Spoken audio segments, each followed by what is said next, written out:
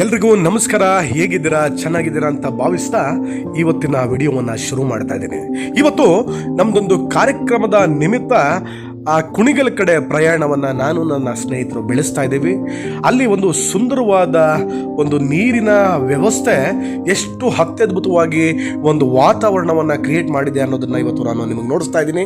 ಒಂದು ವೇಳೆ ಯಾರಾದರೂ ಹೋಗಿ ಒಂದು ದಿನ ಕಾಲ ಕಳೀಲಿಕ್ಕೆ ಅತ್ಯದ್ಭುತ ಜಾಗ ಅಂತ ಹೇಳಿದ್ರೆ ತಪ್ಪಾಗೋದಿಲ್ಲ. ಪ್ರಕೃತಿ ಅಂದರೆ ಕೇವಲ ಮರಗಳು, ನದಿಗಳು, ಪರ್ವತಗಳು ಅಷ್ಟೇ ಅಲ್ಲ.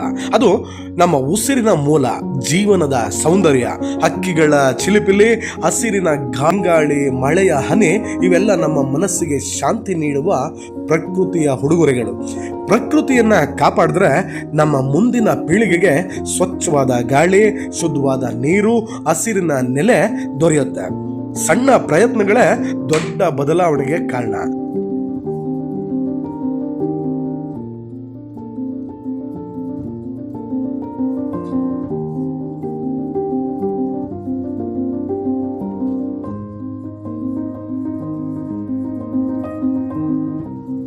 ಈ ಪ್ರದೇಶದಲ್ಲಿ ಹೇಮಾವತಿ ನದಿ ಚಾನಲ್ ವ್ಯವಸ್ಥೆ ಬಂದು ಕೃಷಿ ಭೂಮಿಗೆ ಹಾಗೂ ಗ್ರಾಮದ ಸುತ್ತಮುತ್ತಲಿನ ಪರಿಸರಕ್ಕೆ ಅಸಾಧಾರಣ ಚೈತನ್ಯ ತಂದಿದೆ.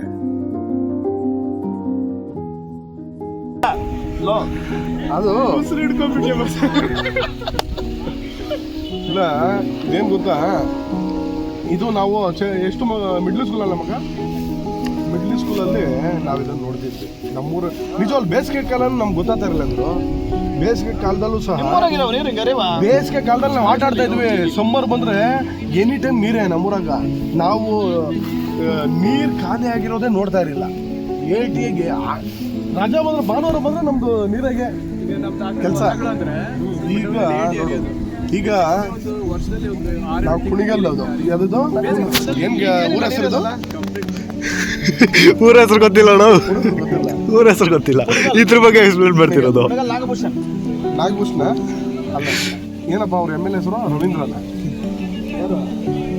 ರಂಗನಾಥ್. ಡಾಕ್ಟರ್ ರಂಗನಾಥ್ ಅವರು ಅವ್ರ ಕ್ಷೇತ್ರಕ್ಕೋಸ್ಕರ ಒಂದು ಒಳ್ಳೆ ಯೋಜನೆನ ತಗೊಂಬಂದು ಎಲ್ಲರಿಗೂ ರೈತರಿಗೆ ಅನುಕೂಲ ಆಗೋ ಥರ ಮಾಡಿದ್ದಾರೆ. ಇದನ್ನ ಸುಮಾರು ಜನ ರೈತರು ನೆನೆಸ್ಕೊತಾ ಇದ್ದಾರೆ. ಕುಣಿಗಲ್ ಹತ್ತಿರದ ಕಲಸಿಗೌಡನ ಪಾಳ್ಯ ಹೇಮಾವತಿ ನೀರಿನಿಂದ ಪುನಃ ಜೀವ ಪಡೆದ ಹಸಿರು ಒಂದು ಮನೆಯಾಗಿದೆ. ಇಲ್ಲಿ ನೋಡಿದ್ರೆ ನಮ್ಮ ತುಮಕೂರು ಜಿಲ್ಲೆಯ ಕುಣಿಗಲ್ ತಾಲೂಕು.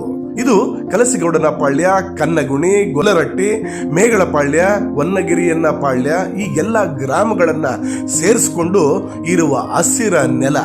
ಇಲ್ಲಿ ಹರಿಯುವ ಹೇಮಾವತಿ ನದಿಯ ಚಾನಲ್ ವ್ಯವಸ್ಥೆ ರೈತರ ಜೀವನಕ್ಕೆ ಹೊಸ ಉಸಿರಾಗಿದೆ. ಬೆಳೆಯ ಭೂಮಿ ಹಸಿರಾಗಿ, ಗದ್ದೆಗಳು ನೀರಿನಿಂದ ಕಂಗೊಳಿಸ್ತಿದ್ದಾವೆ. ಚಂದ್ರನು ನಮ್ಮ ಊರ ಎಮ್ಮೆಲೆ ಆದರೂ ಇದು ಚಂದವೋ.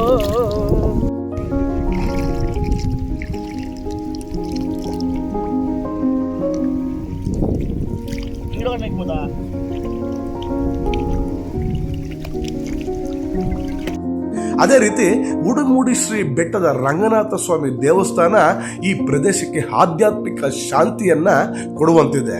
ಬೆಟ್ಟದ ಮಧ್ಯೆ ಹರಡಿಕೊಂಡಿರುವ ಅರಣ್ಯ ಪರಿಸರ, ದೇವಾಲಯದ ದರ್ಶನ, ಅದರ ಸುತ್ತಮುತ್ತಲಿನ ಪ್ರಕೃತಿ ಎಲ್ಲವೂ ಸೇರಿ ಒಂದು ವಿಭಿನ್ನ ಅನುಭವವನ್ನ ನೀಡುತ್ತೆ.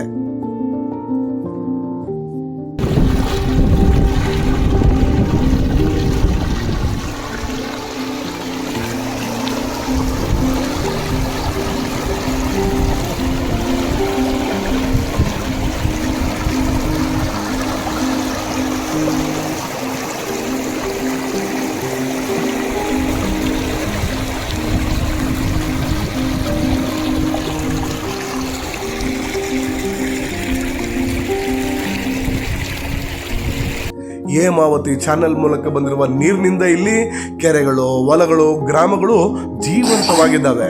ಕೃಷಿ ಮಾತ್ರವಲ್ಲದೆ ಪಕ್ಷಿಗಳ ಕೂಗು, ಹಸಿರು ಹೊಲಗಳ ಮಧ್ಯೆ ಓಡಾಡುವ ಗಾಳಿ, ಇವುಗಳು ಒಟ್ಟಾಗಿ ಊರಿನ ಸೌಂದರ್ಯವನ್ನ ಜಗತ್ತಿಗೆ ತೋರಿಸ್ತಿದ್ದಾವೆ.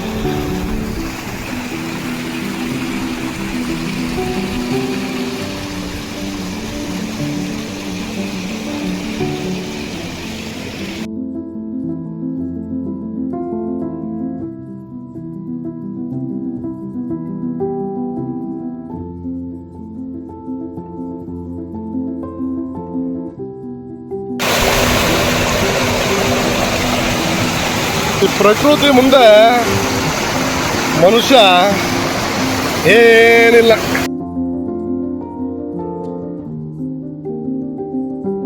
ಈ ಪ್ರದೇಶದ ಜನರು ಹೇಳುವಂತೆಯೇ ನೀರು ಬಂದರೆ ಜೀವನ ಬರುತ್ತೆ, ನೀರು ಇಲ್ಲದೆ ಪ್ರಪಂಚವೇ ಖಾಲಿ ಖಾಲಿ ಅನ್ನೋ ಭಾವನಾತ್ಮಕ ಮಾತುಗಳು.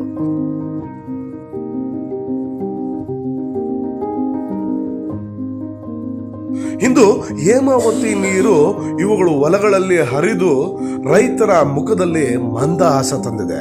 ಇದು ಪ್ರಕೃತಿಯೊಂದಿಗೆ ಮಾನವನ ಬಾಳಿನ ಅಳಿಯದ ಬಾಂಧವ್ಯಕ್ಕೆ ಇದೊಂದು ಜೀವಂತ ಸಾಕ್ಷಿ.